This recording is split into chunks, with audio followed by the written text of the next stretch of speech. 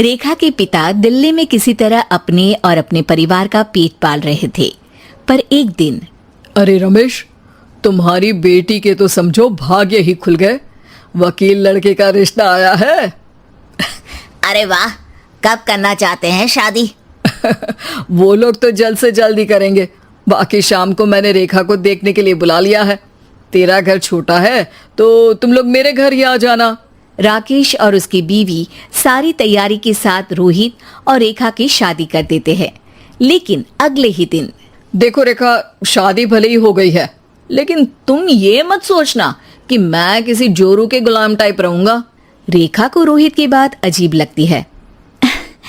मैं ये तो सोच भी नहीं सकती और ना ही चाहती हूँ, लेकिन शादी के अगले ही दिन इस तरह की बात की उम्मीद भी नहीं थी।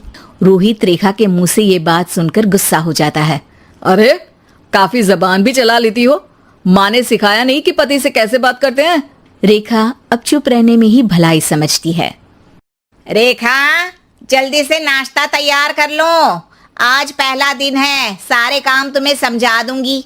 ये नौकरानी है जो तुम्हें बता देगी कि कैसे कैसे क्या करना है। फिर इसकी कल से छुट्टी है। रेखा भी ससुराल में जी जान लगाकर काम करने लगती है। खाली समय मिलता तो पति के वकालत की किताब उठाकर पढ़ने लगती। ये क्या, जब देखो तब पढ़ती रहती है। अच्छा सुन, कल पिता के घर से 20,000 रुपये लेकर आना। मेरे छोटे बेटे की फीस भरनी है। लेकिन पापा क्यों भरेंगे उसकी फीस? अरे वाह जी वाह, पापा क्यों भरेंगे? तो ये बता, हम क्यों रखेंगे तुझे यहाँ? क्यों खाना देंगे फ्री में? अरे, क्योंकि मैं बहू हूँ इस घर की। तभी वहाँ रोहित आ जाता है। अरे वाह, बड़ी जबान चला रही हो। चुपचाप माँ जो कह रही है वैसा कर, वरना सामान उठा और जा अपनी झोपड़ी में। बेचारी रेखा क्या करती, पिता के घर जाती है, उनको सारा हाल बताती है। पिता भी जैसे तैसे पैसों का इंतजाम कर बेटी को ससुराल के लिए विदा करते हैं। देखा, अब कहाँ से आए पैसे? अरे बहुत माल है तुम लोगों के पास, बस सीधी उंगली से निकालते नहीं। नहीं नहीं माँ, पापा ने अपनी मोटरसाइकिल बेचकर पैसों का इंतजाम किया है। पता नहीं अब वो ऑफिस कैसे जाएंगे। अरे वाह भाई, ये भी हम सोचे।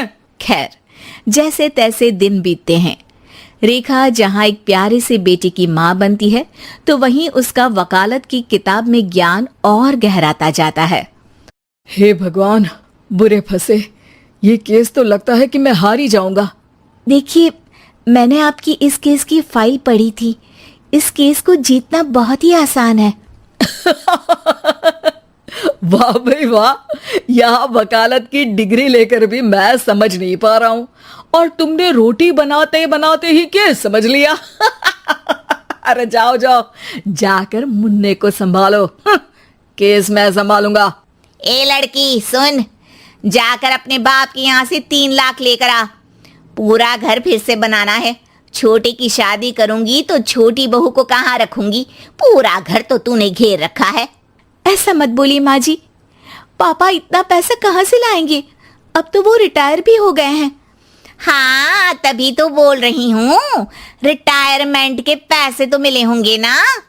लेकिन वो अगर आपको दे देंगे तो बुढ़ापा कैसे काटेंगे? रोहित रेखा की बात सुनकर गुस्सा हो जाता है।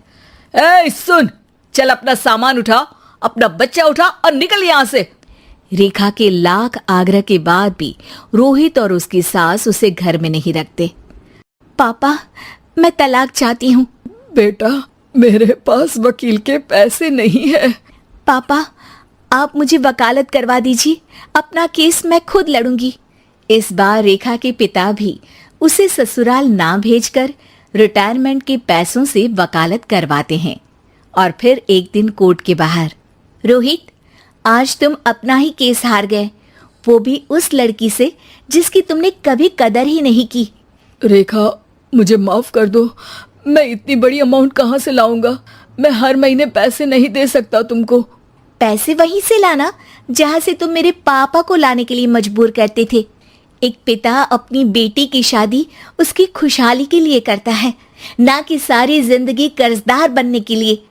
अरे, मेरे ही बेटे की किताब पढ़ पढ़कर ज्ञान बांट रही हो? वकालत की किताब तो ससुराल में ही पड़ी थी ना। बिल्कुल, यहाँ मेरी गलती रही। जिस पैसे से मैंने इसकी शादी की थी, मुझे वो पैसे पहले इसकी पढ़ाई में लगाना चाहिए था।